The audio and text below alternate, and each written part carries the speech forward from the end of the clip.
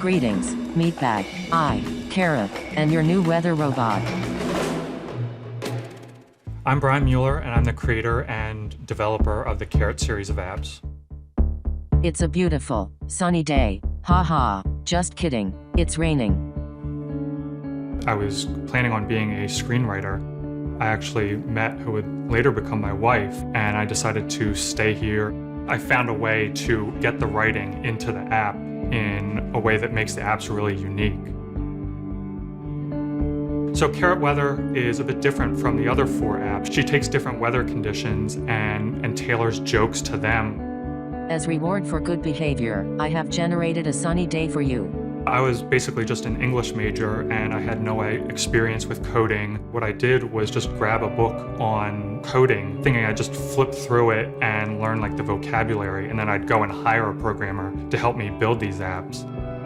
It wasn't anywhere near as over my head as I thought it was going to be. So I just started building different pieces of different apps.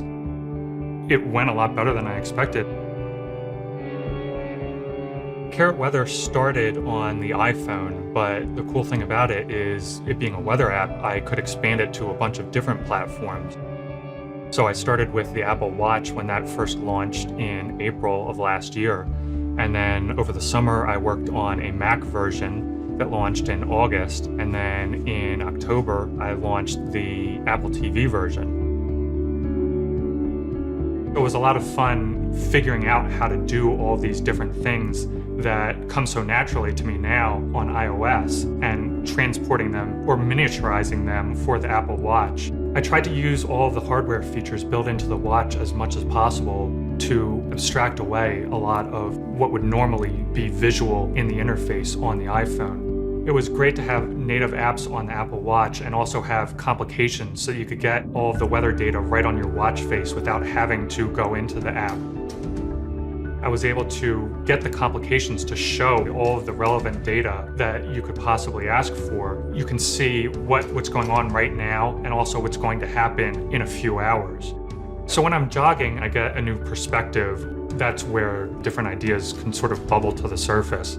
So the idea for the subscription on the Apple Watch was born out of necessity.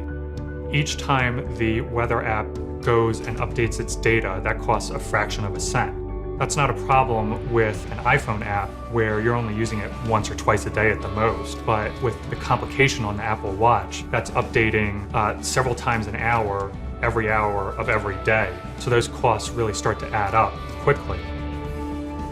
What I try to do is make the experience of buying these in-app purchases fun for the user, and I want to make it a positive experience for them and make it feel like they just made a great decision by buying this feature.